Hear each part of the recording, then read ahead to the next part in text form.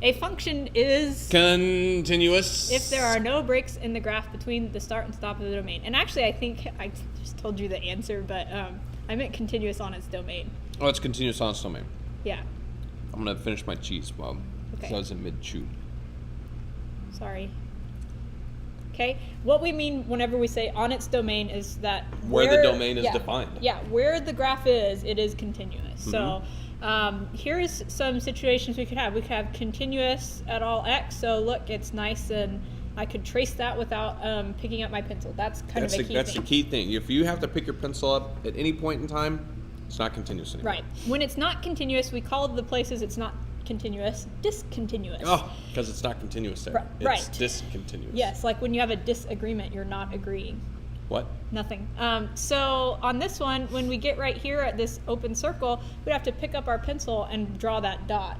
So it's discontinuous. We call that a removable discontinuity because, and I remember it this way, I could just fill that in and it'd be continuous. Right. That's a removable discontinuity. Yeah, if you can just do one little dot, if you can just boop, and you're done, it's removable. Right. If you gotta like do some other stuff and start sketching and shading, and right, then that's not gonna work. No deal. So another kind of removable discontinuity on the second graph. Well, now let's talk about this for just 1 second. This second graph right here. Notice it's defined at every point that we see. Because even at this point A, we've got a value there. We've got a y value. If I go, what's the value of A? You can tell me. It's this one right here. All right, but if we go to that middle graph, this one, there is no value. There's nothing. There's a hole there. Yes. It's like a hole. So that's the difference between those two graphs. This is still discontinuous, and it's still a removable discontinuity because I could still just boop, and then it wouldn't be discontinuous. Okay, but they are slightly different on this. It's a little bit different. Yep. The next two we've got are jump, because our graph jumps. If I'm tracing, all of a sudden I have to pick up my pencil and make it jump up here and keep going. That's not removable. I always think of a ski jump too when I think of that. Because you'd have to like draw a vertical line, and that's not a function. No, that's more than just a little. You gotta start like. And even if it was shifted over, and I was drawing a line like over this way, like you can't do that. Not removable. Not removable. Yeah, if it's not a little, then it's not. It's not removable. So both of these aren't, because and there's no like heartbeat situation like on this one trying to connect the bottom to the top, and some of your calculators may try to do that when you graph. That's not how it goes. There's supposed to be asymptotes there. Yeah, if you draw a heartbeat situation like this, a puppy dies. I mean, that's just how it happens. This is, I think, what he's referring to by a heartbeat, right? Yeah. Something like that. Yeah, that's not it. Don't give us that. Okay, so let's do an example. Okay, let's do it. Graph the function and tell whether or not it has a point of discontinuity at x equals -1. You have a calculator? I don't. I'm sure you do. If there is discontinuity, tell whether it's removable or non-removable. So, I happen to have a calculator, right? Well, that's great. When we graph this on our calculator, the thing is because it's specifically asking us at x equals -1, once you graph it, check the table of values. That's a great idea. That is a great idea. Always check the table of values. Very important. So Hazelwood is typing that in. I'm x plus 1ing. Mm-hmm. I'm x squareding. Do you know the bottom of this factors? Shut the door.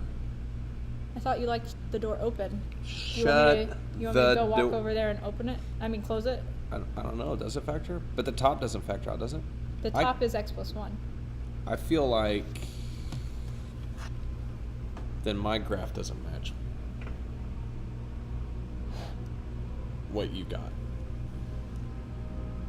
No, it does. It does.